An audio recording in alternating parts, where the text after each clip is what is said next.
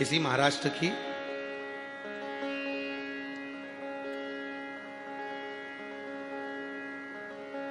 वाशिम के पास की एक बात स्मरण में आती है हमारे, महाराष्ट्र के वाशिम के पास की।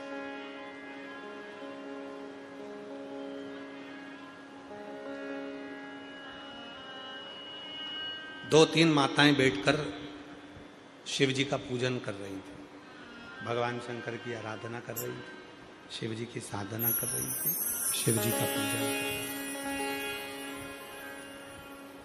इतने में एक लड़की, कहीं उसको ड्यूटी पर जाना होगा, और वो दूध का लोटा लेकर आ गई, और उसने दूध का लोटा लेकर आई और वो शंकर भगवान पे चढ़ा दी। अब जितनी भी मेरी जीजियां बैठी थी जो पूजन कर रही थी, वो नई नई साड़ियां पहनकर, कोई उत्सव होगा तो पूजन कर रही थी।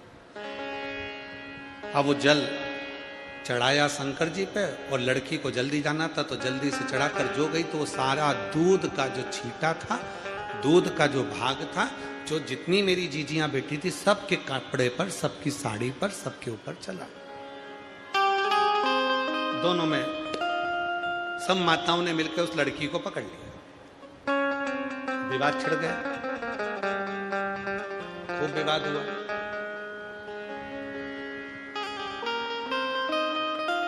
लड़की बोली मैंने जल दूध चढ़ाया, उसमें क्या गलती करी?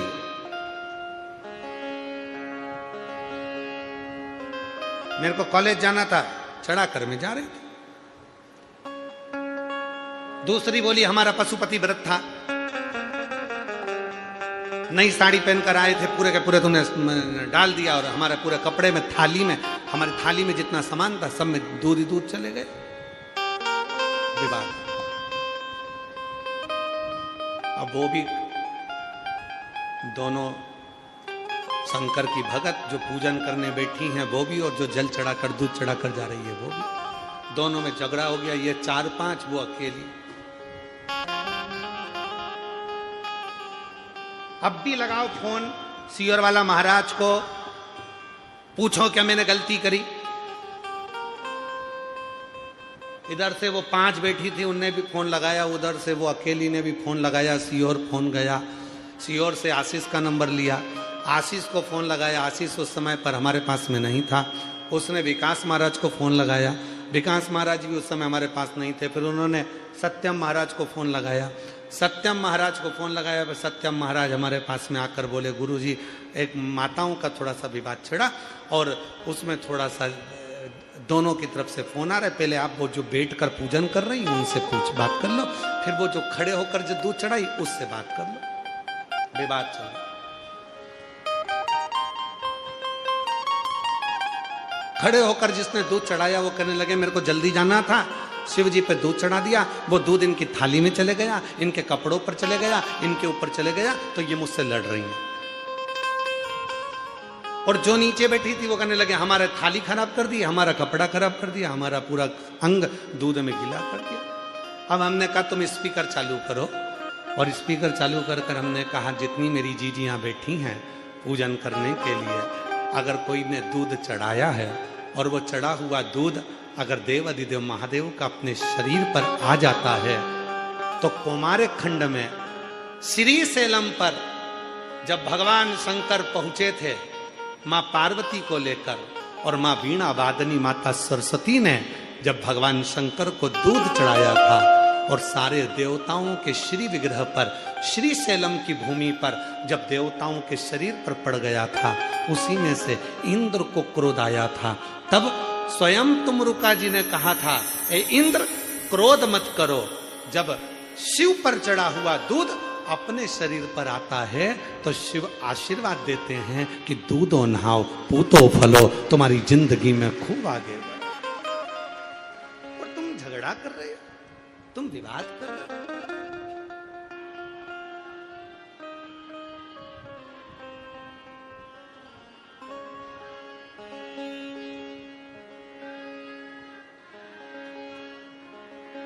वीर शिवलिंगायत संप्रदाय के अंतर्गत शिवजी के शिवलिंग को हाथ की हथेली पर रखकर अभिषेक किया जाता है।